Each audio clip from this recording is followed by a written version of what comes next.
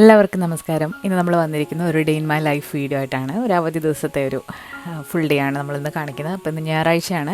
ഇന്നത്തെ ദിവസത്തിനൊരു പ്രത്യേകതയുണ്ട്. നമ്മൾ സ്വീഡനിൽ വന്നിട്ട് ആദ്യമായിട്ട് ഒരു മലയാളം മൂവി തിയേറ്ററിൽ പോയി കാണാൻ പോവാണ്. അപ്പം നമ്മുടെ ലാലേട്ടൻ്റെ മലൈക്കോട്ട് വാലിബൻ നമ്മൾ കാണാൻ പോയി.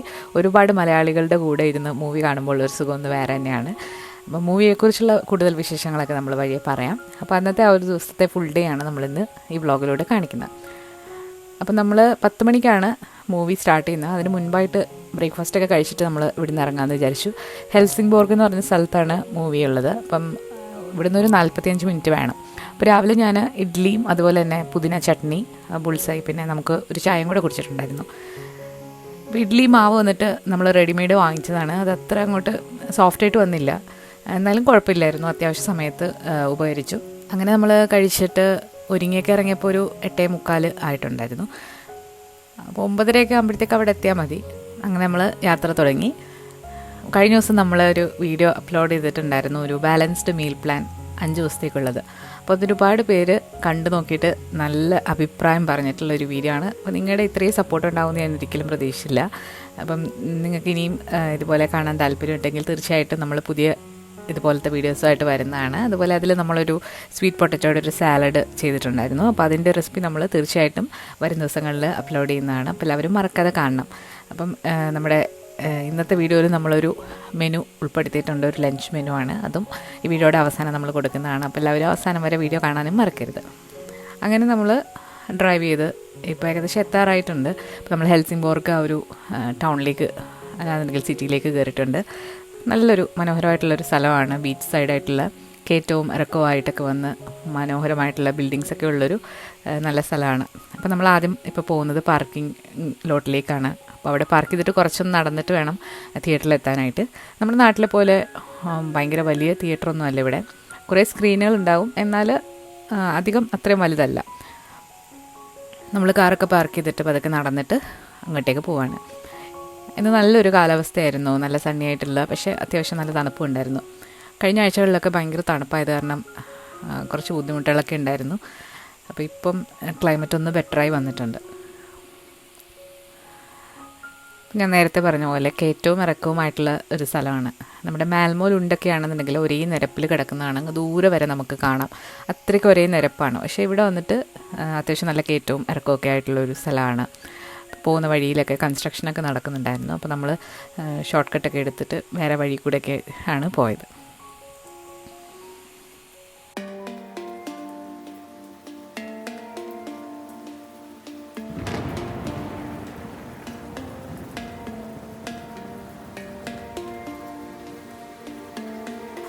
അങ്ങനെ നമ്മൾ തിയേറ്ററിന് മുന്നിലെത്തിയിട്ടുണ്ട്. ഇതിനകത്ത് മുഴുവനും മലയാളീസായിരുന്നു. അപ്പോൾ ഒരുപാട് മലയാളികളെ കണ്ടു, പരിചയപ്പെട്ടു. അപ്പോൾ നമ്മൾ മൂവിയൊക്കെ സ്റ്റാർട്ട് ചെയ്തു. നല്ല മൂവിയായിരുന്നു, ഞങ്ങൾക്ക് എല്ലാവർക്കും ഇഷ്ടപ്പെട്ടു. അപ്പം കാണാത്തവരുണ്ടെങ്കിൽ തീർച്ചയായിട്ടും കണ്ടു നോക്കണം, കണ്ടിരിക്കേണ്ട ഒരു സിനിമയാണ്. അങ്ങനെ മൂവിയൊക്കെ കണ്ടിട്ട് നമ്മൾ ഇറങ്ങി. ഇനി നമ്മളെല്ലാവരും കൂടി ഫുഡ് കഴിക്കാനായിട്ട് പോവാണ്. അപ്പോൾ ഇവിടെ വന്നിട്ട് നമ്മൾ ഒരുപാട് മലയാളി ഫ്രണ്ട്സിനെ പരിചയപ്പെട്ടു. നമ്മുടെ ചാനലൊക്കെ കാണുന്ന ഒരുപാട് പേര് നല്ല ഫീഡ്ബാക്കും അതുപോലെ തന്നെ ഒരുപാട് പേരെ പരിചയപ്പെടാൻ പറ്റി. അപ്പോൾ എല്ലാവരും ആയിട്ടും പരിചയപ്പെട്ടതിൽ ഒരുപാട് സന്തോഷം. അപ്പോൾ നമ്മളിനി ഇടയ്ക്കൊക്കെ ഇങ്ങനെ മീറ്റ് ചെയ്യുന്നതാണ്. എന്തായാലും നേരിട്ട് നമ്മളുടെ വ്യൂവേഴ്സ് നമ്മളോട് പറയുമ്പോൾ അതിൻ്റെ ഒരു സന്തോഷം ഒന്ന് വേറെ തന്നെയാണ്. പിന്നെയും കുറേ പേര് നമ്മളെ ഒന്ന് പരിചയപ്പെട്ടിട്ടുണ്ടായിരുന്നു. അപ്പോൾ എല്ലാവർക്കും ഒരു ഹായും അതുപോലെ തന്നെ എല്ലാവർക്കും താങ്ക് യു. എന്നോട് വന്ന് സംസാരിച്ചതിലും നിങ്ങളുടെ ജെന്യുവനായിട്ടുള്ള ഫീഡ്ബാക്സും അതുപോലെ തന്നെ നിങ്ങളുടെ ആ ഒരു അഭിപ്രായമൊക്കെ രേഖപ്പെടുത്തിയതിലും ഒരുപാട് സന്തോഷമുണ്ട്. നമുക്ക് ഇടയ്ക്കിടയ്ക്ക് ഇങ്ങനെ കാണാം.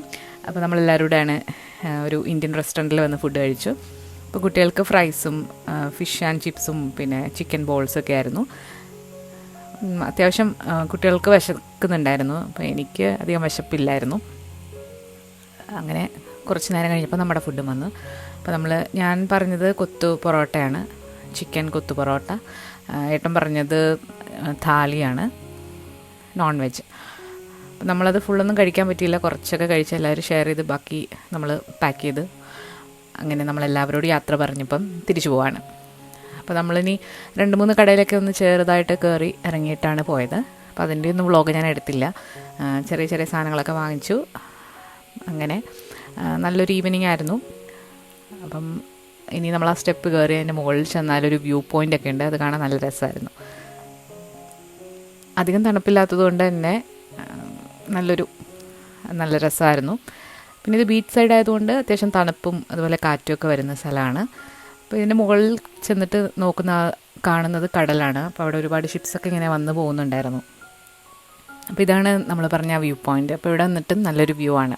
പിന്നെ ഒരുപാട് തണുപ്പും പിന്നെ എൻ്റെ കാലിൻ്റെ ആങ്കിൾ കുറച്ച് പെയിനായിട്ടിരിക്കുകയായിരുന്നു ലാസ്റ്റ് 3 വീക്കായിട്ട്. അപ്പം അതിൻ്റെ ഒരു ബുദ്ധിമുട്ടുണ്ടായിരുന്നു, നടക്കാനൊന്നും അങ്ങോട്ട് അത്ര ശരിയായിട്ടില്ലായിരുന്നു. അപ്പോൾ അതിൻ്റെ ഒരു ബുദ്ധിമുട്ടുണ്ടായിരുന്നു. അപ്പോൾ അതൊഴിച്ചാൽ ബാക്കി എല്ലാം നല്ലതായിരുന്നു. അപ്പം സണ്ണിപ്പം സെറ്റ് ചെയ്യാൻ പോവാണ്. അപ്പോൾ ഒരു 4 മണിയൊക്കെ കഴിഞ്ഞപ്പോഴത്തേക്ക് സൺസെറ്റ് നടക്കും. ഇപ്പം ഇവിടെ തണുപ്പായതുകൊണ്ട് നല്ലൊരു സ്ഥലം. ഇനി ഇടയ്ക്ക് നമുക്ക് ഇങ്ങനെ പോകണമെന്ന് വിചാരിക്കുന്നു. അവിടെ ഒരുപാട് നല്ല ഇന്ത്യൻ റെസ്റ്റോറൻറ്റ്സും ഒക്കെ ഉണ്ട്. പിന്നെ ഒരുപാട് മലയാളികളും ഉണ്ട്.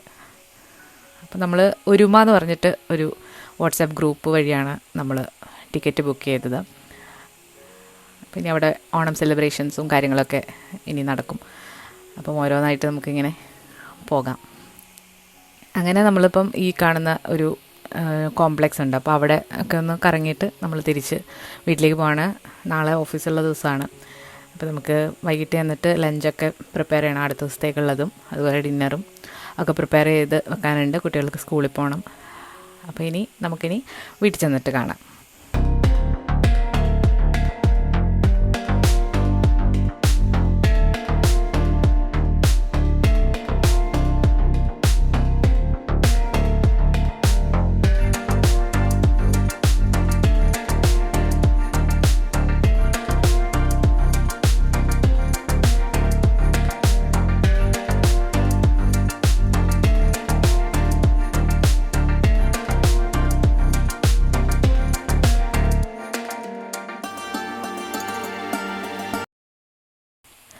ഈ ശനി ഞായർ നല്ല ബിസിയായിരുന്നു. അതുകൊണ്ട് നമ്മൾ ഗ്രോസറി ഒന്നും വാങ്ങിക്കാനായിട്ട് സമയം കിട്ടിയിരുന്നില്ല. കുറച്ച് സാധനങ്ങളൊക്കെ തീർന്നിട്ടുണ്ടായിരുന്നു. നമ്മൾ ഇന്ത്യൻ ഗ്രോസറിയിൽ ശനിയാഴ്ച വൈകിട്ട് പോയിട്ടുണ്ടായിരുന്നു. അപ്പോൾ അത് കഴിഞ്ഞിട്ട് പിന്നെ സമയം കിട്ടിയില്ല. അപ്പോൾ നമ്മൾ പാല് അതുപോലെയുള്ള കാര്യങ്ങളൊക്കെ നമ്മൾ ഇവിടുത്തെ ഗ്രോസറിയിൽ നിന്നാണ്. അപ്പോൾ ഞാനിന്ന് ഫ്രഷ് മീൻ വാങ്ങിക്കാമെന്ന് ഉദ്ദേശിച്ച സ്റ്റോറാക്കൂപ്പ് എന്ന് പറഞ്ഞ കടയിൽ പോയി. പക്ഷേ ഫ്രഷ് മീൻ കിട്ടിയില്ല. അപ്പോഴത്തേക്ക് കൗണ്ടർ ക്ലോസ് ആയി. അപ്പോൾ നമ്മൾ ഫ്രോസൺ മീൻ വാങ്ങി വന്നിട്ടുണ്ട്. നമ്മുടെ തേങ്ങയൊക്കെ തീർന്നിട്ടുണ്ടായിരുന്നു. അപ്പോൾ നമ്മൾ ഡെസിക്കേറ്റഡ് കോക്കനട്ട് ആണ് ഞാൻ മിക്കവാറും ഡെയിലി കുക്കിങ്ങിനൊക്കെ എടുക്കാറുള്ളത്. തോരനൊക്കെ വളരെ ഈസിയാണിത് എടുക്കാനായിട്ട്. ഫ്രോസണും എടുക്കാറുണ്ട്. അപ്പോൾ അതെപ്പോഴും അങ്ങനെ സ്റ്റോക്ക് കാണില്ല. അപ്പോൾ നമ്മൾ ഈ ഫ്രോസണിന് പകരം ഡെസിക്കേറ്റഡ് കോക്കനട്ട് യൂസ് ചെയ്യാറുണ്ട്. ഇത് കുറച്ച് വെള്ളം തളിച്ചിട്ട് മൈക്രോവേവ് ചെയ്തെടുത്താൽ ഫ്രഷ് തേങ്ങ പോലെ തന്നെ ഇരിക്കും. വളരെ ഈസിയാണ് നമുക്കിതുണ്ടെങ്കിൽ. കുക്കിങ്ങൊക്കെ ഭയങ്കര പെട്ടെന്ന് നടക്കും. പിന്നെ നമ്മൾ ഫ്രഷ് മീൻ വാങ്ങാനാണ് പോയത്. പക്ഷേ അവിടെ കിട്ടിയില്ല. അപ്പോൾ ഞാൻ ഫ്രോസൺ സാൽമൺ വാങ്ങിയിട്ട് വന്നിട്ടുണ്ട്. അപ്പോൾ ഇത് കട്ട് ചെയ്തിട്ട് നമ്മൾ കുടംപുളിയൊക്കെ ഇട്ട് നമ്മുടെ ഒരു മീൻ കറി വെക്കുന്നുണ്ട്. ഇതിൻ്റെ ഡീറ്റെയിൽഡ് റെസിപ്പി നമ്മളിതിന് മുൻപ് അപ്ലോഡ് ചെയ്തിട്ടുണ്ട്. എന്നാലും നമ്മൾ ഒന്ന് കാണിച്ചു തരുന്നുണ്ട്. അപ്പോൾ നമ്മുടെ സാധാരണ കുടംപുളി ഇട്ട് വെക്കുന്ന പോലെ വെച്ചാൽ നമ്മുടെ നല്ല രുചിയാണ്. ആദ്യം എനിക്ക് മീനിൻ്റെ ടേസ്റ്റ് അത്ര ഇഷ്ടമല്ലായിരുന്നു. നമ്മുടെ സാധാരണ മീനിൻ്റെ ഒരു ടേസ്റ്റല്ല. പിന്നെ ഞാനിതുപോലെ മീൻകറി വെച്ച് നോക്കിയപ്പം ഇഷ്ടപ്പെട്ടു. അപ്പോൾ നമ്മളെപ്പോൾ മേടിച്ചാലും ഇങ്ങനെ മീൻകറി വെക്കും. അല്ലാന്നുണ്ടെങ്കിൽ നമ്മൾ ബേക്ക് ചെയ്തും എടുക്കാറുണ്ട്. അപ്പോൾ അതൊക്കെ എടുക്കുമ്പോൾ നമ്മൾ കൂട്ടത്തിൽ സാലഡ് അങ്ങനെ ആയിരിക്കും കഴിക്കുക. ചോറിൻ്റെ കൂടെ എപ്പോഴും മീൻകറിയാണ് ഈ സാൽമൺ മീൻ വെച്ചിട്ട് ചെയ്യാൻ നല്ലത്. അപ്പോൾ ഇതിനാവശ്യമായിട്ടുള്ള കുടംപുളി ഒരു 3 പീസ് നമ്മൾ വെള്ളത്തിലിട്ട് കുതിർക്കാനായിട്ട് വെച്ചു. അതുപോലെ മീൻ ഫ്രോസണാണ്. അപ്പോൾ അത് നമ്മൾ വെള്ളത്തിലിട്ട് വെച്ചിട്ടുണ്ട് നോർമലാകാൻ വേണ്ടിയിട്ട്. പിന്നെ ഇതിന് വേണ്ടിയിട്ടുള്ള ചെറിയ ഉള്ളി, ഇഞ്ചി, പച്ചമുളക്, കറിവേപ്പില എല്ലാം ഒന്ന് കഴുകി വെള്ളത്തിലിട്ട് വെച്ചിട്ടുണ്ട്. ഇന്ന് നമ്മൾ കറി വെക്കുന്നത് മുരിങ്ങയില വെച്ചിട്ടാണ്, മുരിങ്ങയിലക്കറി. അപ്പോൾ ഇത് നന്നായിട്ട് അടർത്തിയെടുത്ത് കഴുകിയെടുക്കാൻ പോവാണ്. അപ്പോൾ ഇലക്കറികളൊക്കെ ഉൾപ്പെടുത്താനായിട്ട് ശ്രദ്ധിക്കുക. അപ്പോൾ എനിക്ക് അയൺ ഡെഫിഷ്യൻസി ഉണ്ടായിരുന്നു, അനീമിക്കായിരുന്നു. അപ്പം ഞാൻ ഫുഡ് വഴിയാണ് അത് കറക്റ്റ് ചെയ്തത്. അപ്പോൾ അതിന് വേണ്ടിയിട്ട് ഞാൻ ഇലക്കറികളൊക്കെ ഉൾപ്പെടുത്തി. അതുപോലെ തന്നെ വൈറ്റമിൻ സി റിച്ച് ആയിട്ടുള്ള ഫ്രൂട്ട്സൊക്കെ കഴിച്ചു. അപ്പോൾ വൈറ്റമിൻ സി നമുക്ക് അയൺ അബ്സോർപ്ഷന് ഏറ്റവും അത്യാവശ്യമായിട്ടുള്ള ഒന്നാണ്. അതുകൊണ്ട് വൈറ്റമിൻ സി റിച്ച് ആയിട്ടുള്ള ഓറഞ്ച്, കിവി അങ്ങനെയുള്ള ഫ്രൂട്ട്സൊക്കെ കഴിക്കുന്നത് നല്ലതാണ്. മുരിങ്ങയിലൊക്കെ നാട്ടിലെല്ലാവരുടെയും വീട്ടിലുണ്ടാവും. അപ്പോൾ നമ്മൾ നാട്ടിലെപ്പോൾ ചെന്നാലും മുരിങ്ങയിലക്കറി മസ്റ്റാണ്. അപ്പോൾ ഇത് കിട്ടുന്നവർ തീർച്ചയായിട്ടും ഇലക്കറികളൊക്കെ ഉൾപ്പെടുത്തുക. പിന്നെ ഒരുപാട് നല്ല നല്ല കമൻറ്റ്സ് നമ്മുടെ കഴിഞ്ഞ വീഡിയോയിൽ വന്നിട്ടുണ്ട്. അപ്പം ഇത്രയും പേര് അത് ഇഷ്ടപ്പെട്ട് കമൻറ്റ് ചെയ്തതിൽ ഒരുപാട് സന്തോഷമുണ്ട്. അപ്പോൾ നമ്മൾ പച്ചമുളകും അതുപോലെ കറിവേപ്പില ഇഞ്ചിയൊക്കെ അരിഞ്ഞിട്ട് മീനോടെ മാറ്റി വെച്ചു. പിന്നെ കുറച്ച് ചെറിയ ഉള്ളിയൊക്കെ വട്ടത്തിൽ അരിഞ്ഞെടുക്കുകയാണ്. പിന്നെ നമ്മളൊരു 3 അല്ലി വെളുത്തുള്ളിയും ഒരു ചെറിയ കഷ്ണം ഇഞ്ചിയും കൂടെ ഒന്ന് ചതച്ചും എടുക്കുകയാണ്. അരിഞ്ഞത് നമ്മൾ മീനിൽ ചേർത്തിട്ടുണ്ടായിരുന്നു. അപ്പോൾ ആദ്യം മീൻകറി അങ്ങ് വെച്ചാൽ ബാക്കി പിന്നെ പതുക്കെ ഉണ്ടാക്കാം. അപ്പം മുരിങ്ങയിലയും നമ്മൾ കഴുകി എടുത്തിട്ടുണ്ട്, നന്നായിട്ട് തന്നെ കഴുകി എടുത്തിട്ടുണ്ട്. എന്നിട്ടൊരു സ്ട്രെയിനറിലേക്ക് ഇട്ട് കൊടുത്തു. മീൻകറി വെക്കാനായിട്ട് ഞാനിന്ന് അടി കെട്ടിയിട്ടുള്ളൊരു സ്റ്റീലിൻ്റെ ചീനിച്ചട്ടിയാണ് എടുത്തത്. മൺചട്ടിയിലാണ് യൂഷ്വലി ഉണ്ടാക്കുന്നത്, പക്ഷേ ഇന്ന് സമയമൊന്നും ഇല്ലാത്തതുകൊണ്ട് നമ്മൾ പെട്ടെന്ന് ഈ ചീനിച്ചട്ടിയിലാണ് വെക്കുന്നത്. മീൻകറി കുടമ്പുളിയൊക്കെ ഇട്ട് വെക്കുമ്പോൾ നമ്മൾ ഒരിക്കലും അലുമിനിയം പാത്രവും അതുപോലെ തന്നെ നോൺ സ്റ്റിക്കിൻ്റെ പാത്രത്തിൽ വെക്കരുത്. പാത്രം ചീത്തയാവും. അതുമാത്രമല്ല നമ്മുടെ ആരോഗ്യത്തിന് നല്ലതല്ല. ഈ കുടമ്പുളി റിയാക്ഷൻ നടന്നിട്ട് അത് നമുക്ക് ആവശ്യമില്ലാത്ത കാര്യങ്ങളാണ്. കാസ്റ്റ് അയണിൻ്റെ പാത്രത്തിലും അതുപോലെ ഈ കുടമ്പുളിയിട്ട് മീൻകറി ഒന്നും വെക്കരുത്, പാത്രം ചീത്തയായി പോവും. അപ്പം ഞാൻ മീൻകറിയിൽ സാധാരണ കടുക് പൊട്ടിക്കാറുണ്ട്. അതിലേക്ക് കുറച്ച് ഉലുവയും ചെറിയുള്ളിയും അതുപോലെ തന്നെ ചതച്ച് വെച്ചിരിക്കുന്ന ഇഞ്ചി വെളുത്തുള്ളിയെല്ലാം കൂടെ ഒന്ന് വഴറ്റിയെടുക്കാം. കുറച്ച് കറിവേപ്പിലയും കൂടെ നന്നായിട്ട് മൂത്ത് വന്നു കഴിഞ്ഞാൽ ഇതിലേക്ക് പൊടികളൊക്കെ ചേർത്ത് കൊടുക്കാം. മഞ്ഞൾപ്പൊടിയും അതുപോലെ തന്നെ 2 ടേബിൾ സ്പൂൺ കാശ്മീരി മുളക് പൊടിയും പിന്നെ 1 ടേബിൾ സ്പൂൺ മല്ലിപ്പൊടിയും കൂടെ ചേർത്തിട്ട് പച്ചമണം നന്നായിട്ട് മാറ്റിയെടുക്കുകയാണ്.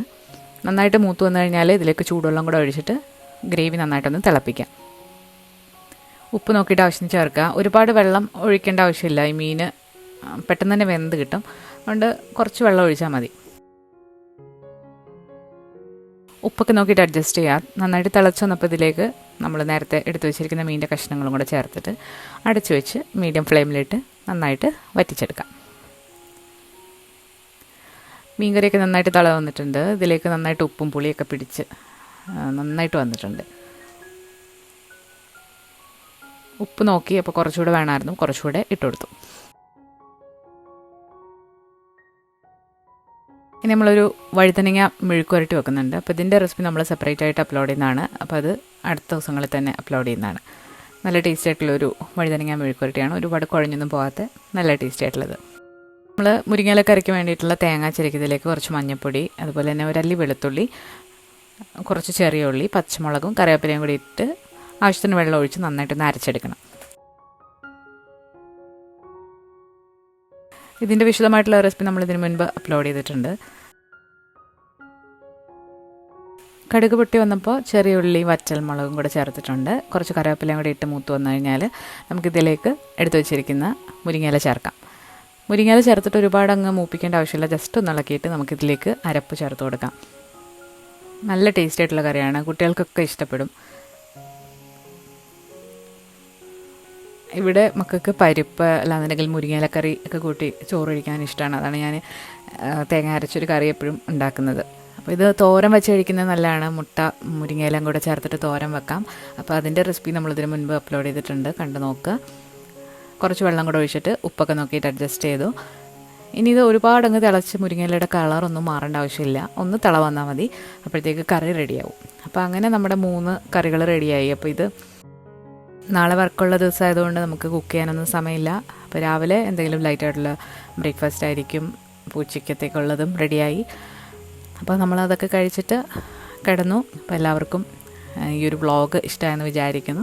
അപ്പോൾ എത്ര പേര് സിനിമ കണ്ടു, എന്താണ് നിങ്ങളുടെ അഭിപ്രായം എന്നുള്ളതൊക്കെ കമൻസിലൂടെ അറിയിക്കുക. അതുപോലെ നമ്മുടെ കഴിഞ്ഞ വീഡിയോസ് കാണാത്തവരാണെന്നുണ്ടെങ്കിൽ അതുകൂടെ ഒന്ന് കണ്ടു നോക്കാൻ മറക്കരുത്. ഞാൻ പറഞ്ഞ പോലെ പുതിയ റെസിപ്പീസും വീഡിയോസും ഒക്കെ ആയിട്ട് നമുക്ക് വരും ദിവസങ്ങളിൽ കാണാം. താങ്ക്